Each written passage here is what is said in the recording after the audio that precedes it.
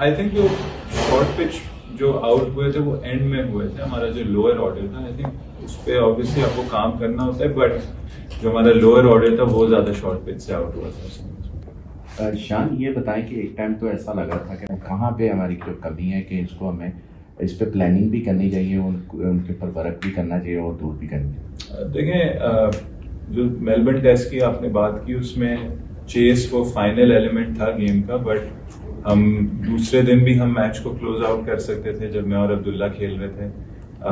फिर जब हमने उनको 16 रन पे 4 हमने उनके आउट किए, हम उधर भी मैच क्लोज कर सकते थे। फिर जब एक वक्त मैं और बाबर खेल रहे थे, 110 रन पे 2 आउट थे, उधर भी एक बड़ी पार्टनरशिप से मैच क्लोज कर सकते थे।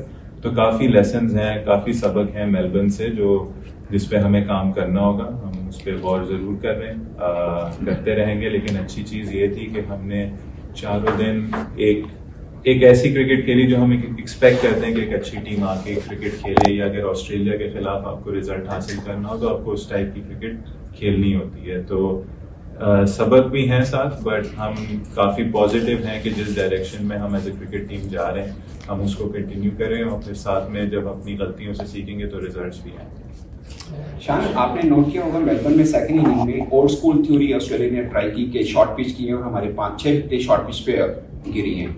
तो इस चीज को ऑब्जर्व किया आपने कि एक बार फिर हम शॉर्ट पिच के ऊपर शिकार हो रहे हैं? आई थिंक जो शॉर्ट पिच जो आउट हुए थे वो एंड में हुए थे। हमारा जो लोअर ऑर्डर था, आई थिंक उस पर ऑब्वियसली आपको काम करना होता है, बट जो आपके मेन बैट्समैन थे, आई थिंक उन्होंने शॉर्ट पिच बॉलिंग काफी अच्छी हैंडल की है सीरीज में। और आपको कभी कभार बॉल की क्वालिटी को देख के भी एक्सेप्ट करना होता है कि आपको कुछ अच्छे बॉल पड़ेंगे। तो आई पर्सनली फील कि जो बैटिंग यूनिट थी उसने शॉर्ट पिच बॉल को काफी अच्छा हैंडल किया। एक आध में भी मिस हुआ होगा, बट जो हमारा लोअर ऑर्डर था वो ज्यादा शॉर्ट पिच से आउट हुआ था। Last over, you had gone down, the catch doesn't go down, or one of your partnerships gets the wrong one. So do you look at those and go like, it was a lost opportunity, or do you look at it in a more positive way, like you said, oh, it's just way more, they get better from there? I think, like we said in the last test, when things went quite wrong by the end at Perth, you always have to look at the bigger picture. At least we have the lessons in front of us. At least we've put ourselves in those positions where from there we can dominate games. So now it's about learning from them, not repeating mistakes or trying not to repeat mistakes. And hopefully, if we can put in efforts like that, I'm sure that there'll be a lot of test wins in the future. But again, it's about learning from the mistakes and making sure that when you play quality sides, you can't be making those mistakes. Shan, obviously a bit of talk the last few days about the squad that South Africa announced to play a test series in New Zealand. It's not their first choice side because of the T20 league they've got on at the same time. Like, have you got some thoughts, I suppose, on the way that I suppose the cricket system is evolving in terms of players being able to prioritise test cricket? Because obviously some countries players get paid a lot more to play test cricket than others.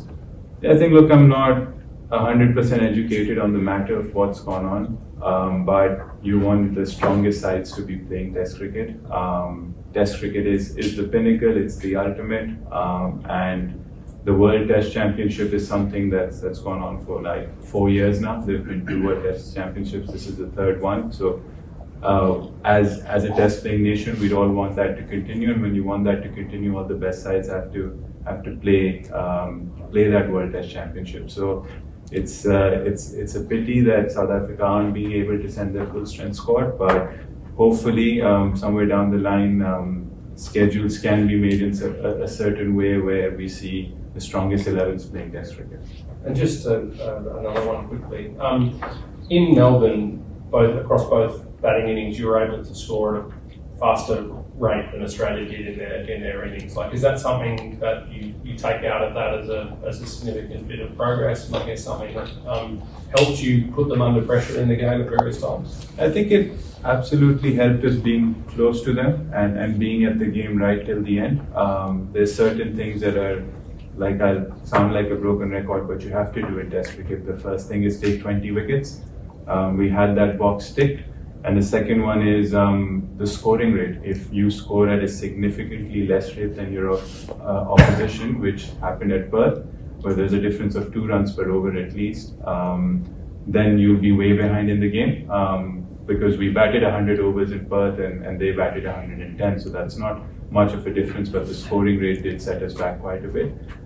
So I think because we kept ahead of the rate a bit, but you still have to make sure that you bat for long periods. It's Test cricket, you can't just bat 50 overs and expect to be a side like Australia. So our target is to hopefully bat at a quicker rate and obviously bat a decent time of overs as well. Dressing room after day one in Melbourne, I said that's progress, because probably that's David Warner's 38 with it in the first innings. Was his lowest score against us at home probably. I thought that. So and then we made progress again in the second innings. Look, I think he's a terrific player, terrific ambassador to the game, and we wish him all the well with his life after Test cricket.